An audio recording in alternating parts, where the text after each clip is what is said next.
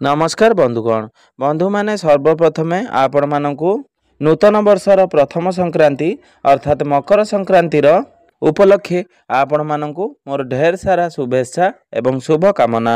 तेबे बंधु माने आजिर एही कार्यक्रमटी धनु राशि व्यक्तिविशेष मानक पई बहुत गुरुत्वपूर्ण अटे, बहुत ही खास अटे। एही नूतन वर्षर प्रथम संक्रांति अर्थात मकर संक्रांति दिन सूर्यदेव धनु राशि बाहरी मकर राशि को गोचर करिवे, जहा फल सूर्य आपणकर राशिर प्रथम भावरु द्वितीय भाव को चलन करिवे एवं संपूर्ण मासटी आपणकर द्वितीय भावरे विराजमान करिवे। तापरे सूर्य पुणी आपणकर तृतीय एवं चतुर्थ गृह को गोचर करिवे, जेउठारे सूर्यदेव उच्च स्थिति रे रहिवे। सेथिपाई आपण मानक पई एही प्रथम 3 मास आपणकर भाग्य रे गोटे नुआ नूतन मोड़ नेबा पई जाउअछि। तेबे बंधु माने आपण मानकर जदि धनुराशि होइथाए तेबे वीडियो को स्किप न करी थरे मात्र शेष पर्यंत निश्चिंत देखंतु एवं वीडियो को गोटे लाइक करी चैनल टी को सब्सक्राइब कर दियंतु। एवं आपण माने जदि ईश्वर को सच्चा हृदय रे भक्ति करुथांती विश्वास करुथांती तेबे भक्ति एवं श्रद्धार सहित कमेंट बॉक्स रे जय जगन्नाथ जय माँ लक्ष्मी अवश्य लिखि दियंतु। तेबे बंधु माने आसंतु आरंभ करिबा आजिर एही कार्यक्रम, जहाँकि जन्म राशि एवं चंद्र राशि उपरे संपूर्ण आधारित अटे। आजिर ए वीडियो रे आमे माने जानिबा मकर संक्रांति ठारू धनु राशि व्यक्ति विशेष मानकर भाग्य रे गोटे बहुत बड़ परिवर्तन हेबाकू जाउअछि। ता सहित किछि विशेष प्रतिकार मध्य वीडियोर शेष भाग रे आमे माने जानिबा, तेणु आपण माने धैर्यर सहित वीडियोटी को शेष पर्यंत निश्चिंत देखंतु। तेबे जाई आपण माने जानि परिबे आपणकर केउ क्षेत्र रे बड़ परिवर्तन मान हेबाकू जाउअछि। धनु राशि व्यक्ति विशेष मानकर जीवन एही मकर संक्रांति परठारू संपूर्ण रूप रे बदलिबाकू जाउअछि, कारण बड़ बड़ प्रमुख ग्रह मानकर गोचर रे गोटे बहुत बड़ परिवर्तन हेबाकू जाउअछि, जहा फल रे आपणकर जीवन रे चालुथिबा समस्त दुख कष्टर अंत हेबा पई जाउअछि एवं एही परिवर्तनटी आपणक जीवन रे गोटे मोड़ आनिबाकू जाउअछि। एही मकर संक्रांति परे आपणक राशि रे सूर्य बुध एवं मंगल निजर राशि परिवर्तन करिवे। एहार प्रभाव आपणक उपरे निश्चिंत भावरे पड़िबो। तेबे बंधु माने सर्वप्रथमे आसंतु जानि नेबा आपणक राशि रे नवग्रहंकर स्थिति किभଳି अछि।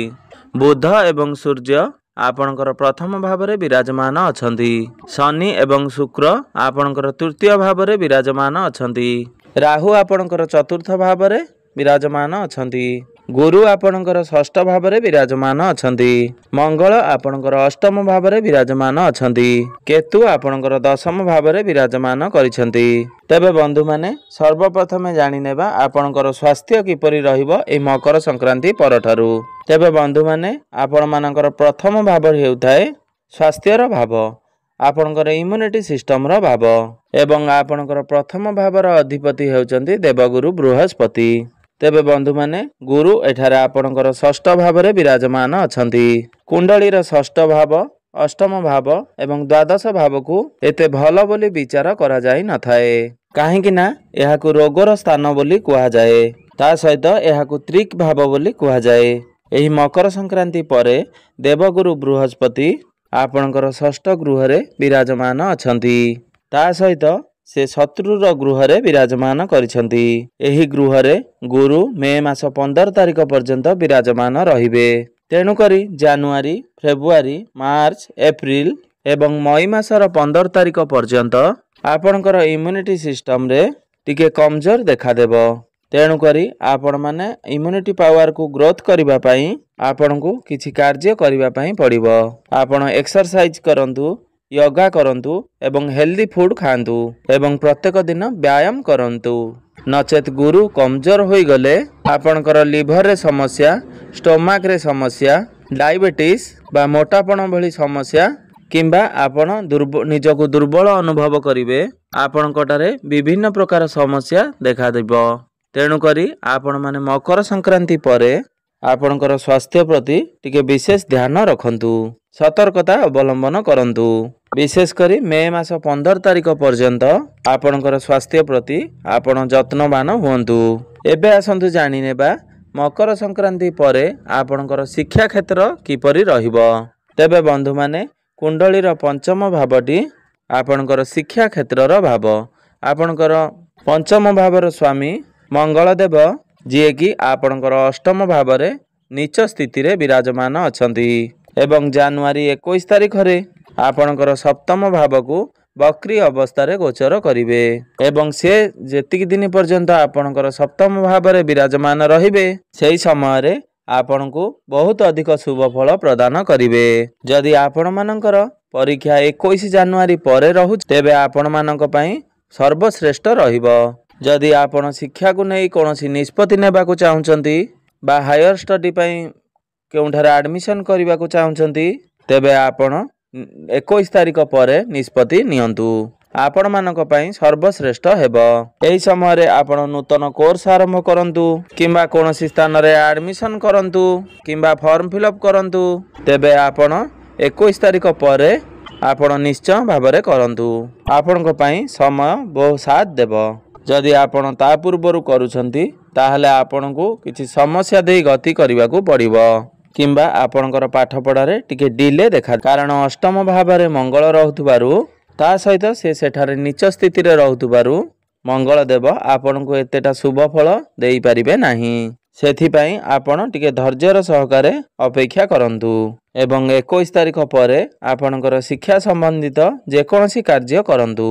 आपणक पई समय साथ देव। तेबे बंधु माने एबे आसंतु जानि नेबा प्रेम संपर्क किभଳି रहिबो एई मकर संक्रांति पररे समय रे।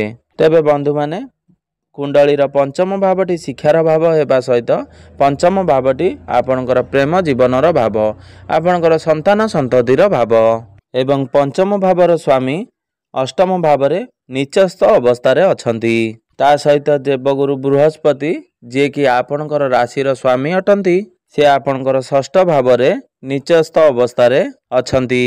तेणु करी आपण माने 21 जनवरी पूर्वरु देखिबे आपण आपणकर कथा को अधिक गुरुत्व दउथुवा बेले आपणकर साथी तांको कथा को अधिक गुरुत्वपूर्ण देबे माने आपणक मध्यरे तालमेल ठीक रहिबो नाही। आपण गोटे कथा कहिले आपणकर साथी आउ गोटे कथा कहिबे सेथिपाई आपणको टिके जगी रखी चलिबार अछि नचेत आपण अधिक समस्या रे पड़ी परिबे। किंतु आपणकर 21 तारिख परे सबु धीरे धीरे सेथिरे सुधार आसीबो कारण मंगल देव अष्टम भावरु बाहरी सप्तम भाव को चलन करिवे। सेथिपाई आपण आपणकर बाणी रे टिके नियंत्रण रक्षा करंतु एवं आपण आपणकर प्रेम जीवन रे टिके 21 जनवरी पर्यंत जगी रखी चलंतु। एबे आसंतु जानि नेबा आपणकर वैवाहिक जीवन किभଳି रहिबो एई मकर संक्रांति परे। तेबे बंधु माने कुंडलीर सप्तम भाव वैवाहिक जीवनर भाव आपणकर जीवन साथीर भाव होइथाए। आपणकर सप्तम भावर अधिपति बुध देव जी कि आपणकर प्रथम भाव रे विराजमान अछंती एवं प्रथम भाव को बहुत शुभ बोली माना जाई थाए एवं बुध सेठारे बहुत भल अवस्था रे अछंती। तेणु मकर संक्रांति परे आपणकर वैवाहिक जीवन बहुत ही भल रहिबो। ता सहित आपणकर जीवन साथी जीवन रे पर्सनल लाइफ रे हो किंबा प्रोफेशनल लाइफ रे हो जो सब समस्या चलीथिला सेथिरे सुधार आसीबो। पूर्वरु तांको जीवन रे जो सब चिंता टेंशन बा चाकरी रे किछि समस्या चलुथिला तेबे ताहा धीरे धीरे दूर होई जिवो। आपणकर वैवाहिक जीवन सहित आपणकर जीवन साथींकर स्वास्थ्य रे जदि किछि समस्या चलुथिला ताहा मध्य एही मकर संक्रांति परे धीरे धीरे दूर होई जिवो। ता सहित जो वैवाहिक दंपति माने संतान पई प्लानिंग करूछंती किंबा केउआडे विदेश बुलिबाकू जिबा पई प्लानिंग करूछंती किंबा आपण उभय मिसी किछि कार्य करिया पई चाहुचंती तेबे मकर संक्रांति परे आपण मानक पई समय बहुत अनुकूल रहिछि। उभयଙ୍କ ମଧ୍ୟରେ प्रेम बुझाबणा ठीक रहिबो।